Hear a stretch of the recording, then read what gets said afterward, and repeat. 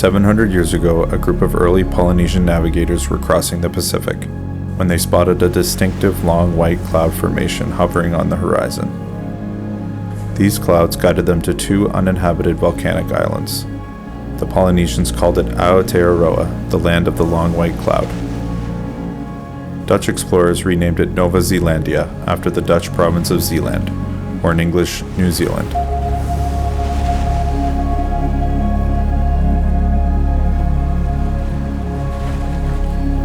New Zealand is a country shaped by its geography and isolation and characterized by its unique ecosystem, culture, and peoples. It's a place that feels otherworldly and takes your breath away every chance it gets. This is our journey exploring this beautiful country and all it has to offer.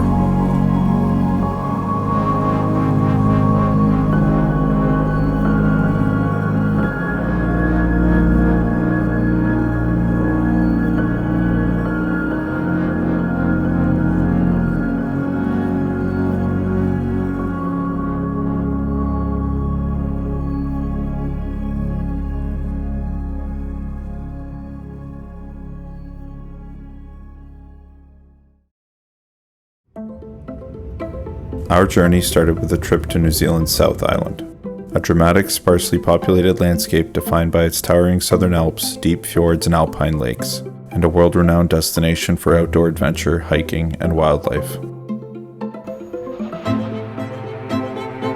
Our first few days started off in Queenstown and the surrounding Otago region, where we enjoyed its stunning natural beauty, fantastic cuisine, and tried some of Central Otago's best wines. After that, we would take a road trip south to explore Fiordland National Park and finally see the UNESCO World Heritage Site, Milford Sound.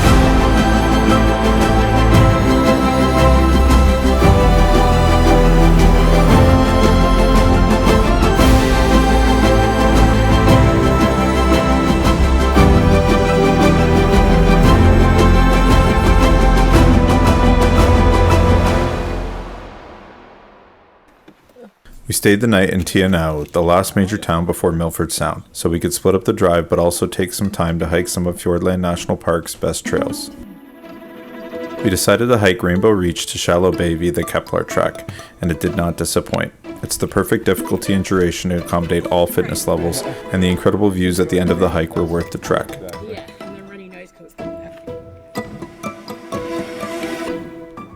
Rupali also found a new passion: fungal photography.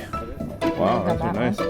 Obviously, these are the ones from before. And I found this one. Nice. Due to its lush temperate rainforests and ocean breezes, these forests have plant ecosystems that absorb carbon dioxide incredibly well and release large amounts of fresh oxygen into the local atmosphere. Stepping into this forest is often described as a form of forest therapy. It makes a visit to the park feel deeply revitalizing. The trail crosses and winds closely alongside the Waiau River, or better known to Lord of the Rings fans as the River Anduin, featured in the movie Fellowship of the Ring. Fiordland National Park is New Zealand's largest wilderness sanctuary, spanning over 1.2 million hectares. The lower canopy of the Kepler trek is a critical stronghold for some of New Zealand's rarest endemic wildlife.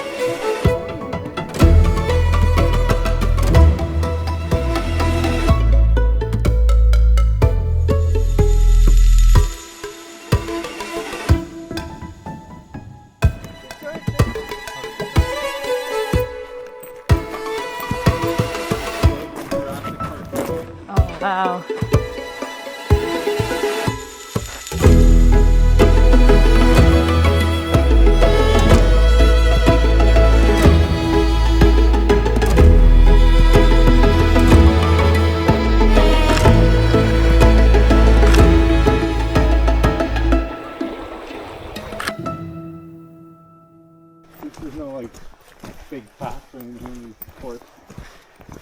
No what on it? No big cats. Oh yeah.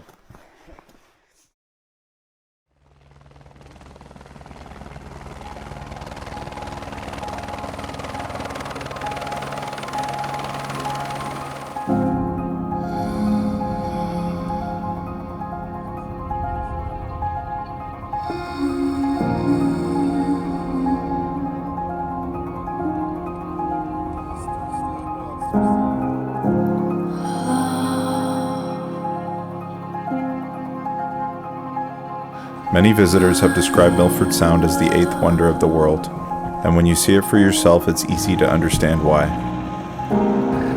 Low-hanging clouds drifting through the valleys and towering mountain peaks make it feel like a scene from Jurassic Park. Despite its name, Milford Sound is actually a fjord that was carved out from thousands of years of glacial movement before being flooded by the Tasman Sea. A visit to Milford Sound isn't complete without a nature cruise through this magnificent fjord. We booked our cruise with Southern Discoveries, and the cruise was well worth the price, with spectacular views, warm food and drink, and live commentary from our skipper throughout the journey.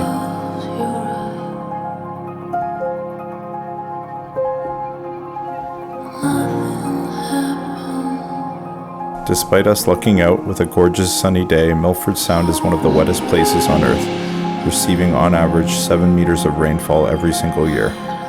This heavy rainfall creates a unique phenomenon where a permanent thick layer of fresh water sits directly on top of the saltwater ocean. As the rain pours through the dense rainforest, it picks up the tannins from the plants, which turns this surface layer into an inky tea-colored stain that blocks out sunlight.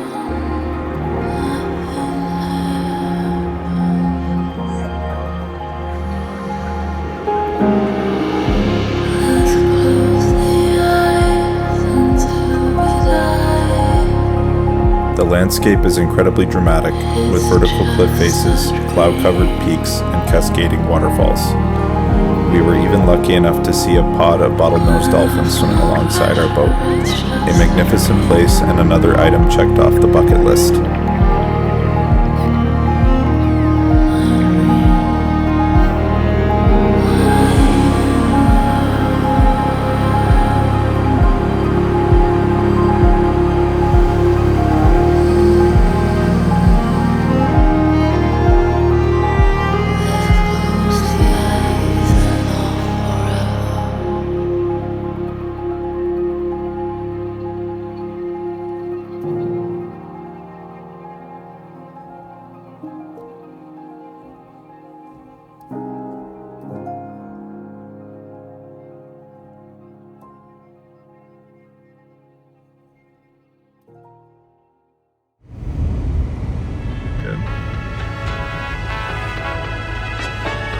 Say hi, Dad.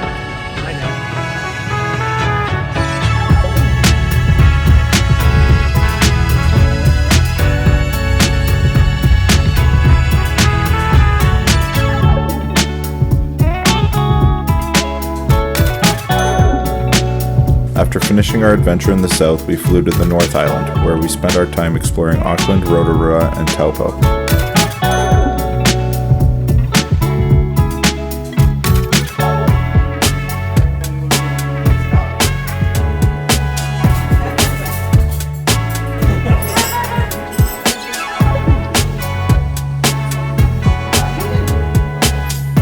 Polly's family that live in Auckland showed us incredible Kiwi hospitality while we were there, and her cousin Deepesh generously spent his free time driving us all over the North Island to ensure we received the full Kiwi experience.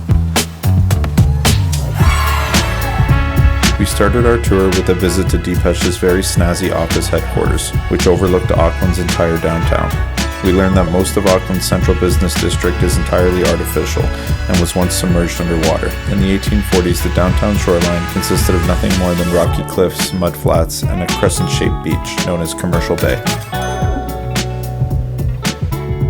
Widely known as the City of Sails, Auckland is home to more yachts per capita than almost any other city in the world.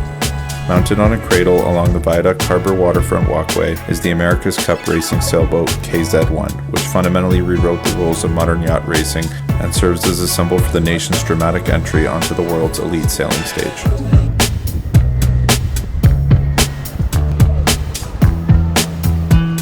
We also got to witness a local Maori diving tradition at Karanga Plaza called Manu, where divers compete with one another to see who can make the biggest splash possible.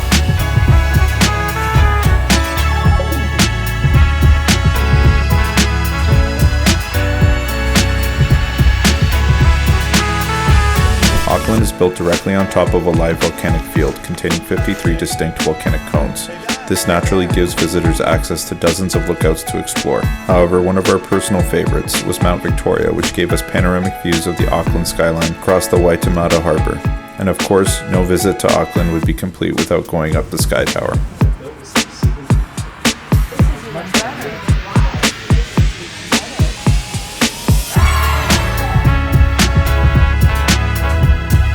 Auckland is a stunningly beautiful city with its urban hiking, panoramic cityscapes and ocean views, and its vibrant food scene. I can't count the number of times we talked about moving here while walking around the city.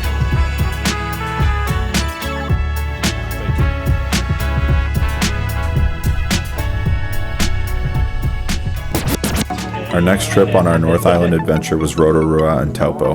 Deepesh said our trip wouldn't be complete without experiencing some of New Zealand's best thrill-seeking activities, so our first stop was the Zor Ball experience, which essentially entailed bombing down a hill in a human-sized hamster ball filled with water.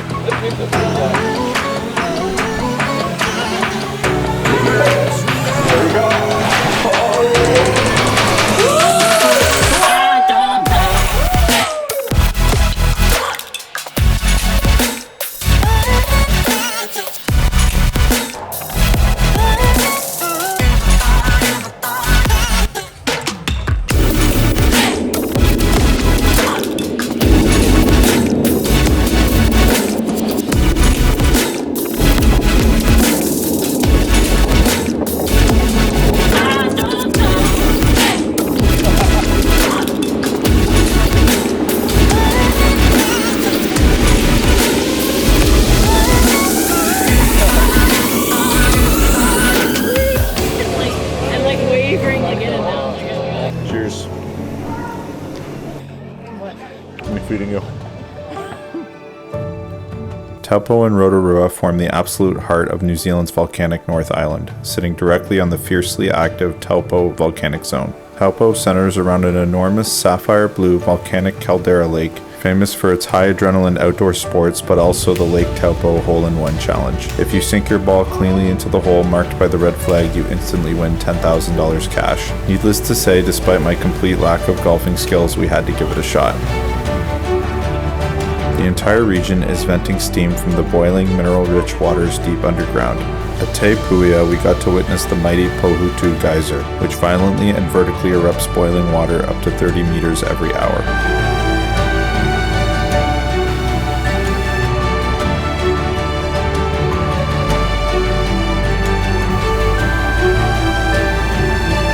We also learned a little bit about Maori wood carving traditions, where master carvers spend years learning to work with native woods like totara. It is a sacred method of recording lineage, history, and tribal identity without written text.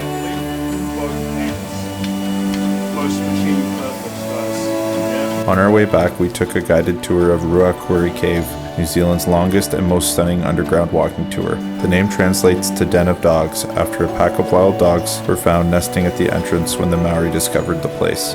Walking on the footbridges of the cave rather than sitting in a boat let us get incredibly close to the thousands of bioluminescent Arachnocampa luminosa, otherwise known as New Zealand's glowworms.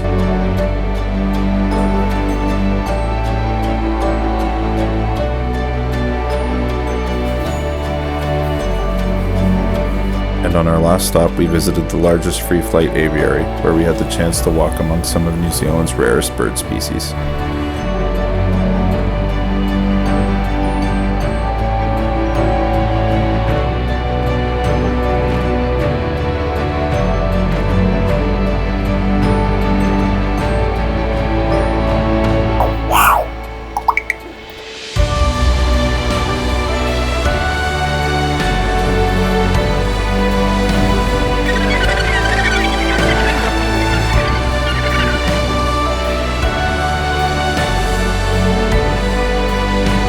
"14 days of adventure, and it feels like we've only scratched the surface of what this cloud-shrouded land at the bottom of the world has to offer. We were leaving with full hearts, unforgettable memories, and the feeling that there is still so much waiting for us when we come back here. New Zealand is a country of exquisite beauty, charm, and wonder. It's a place you simply know not to say goodbye to, but instead, until next time.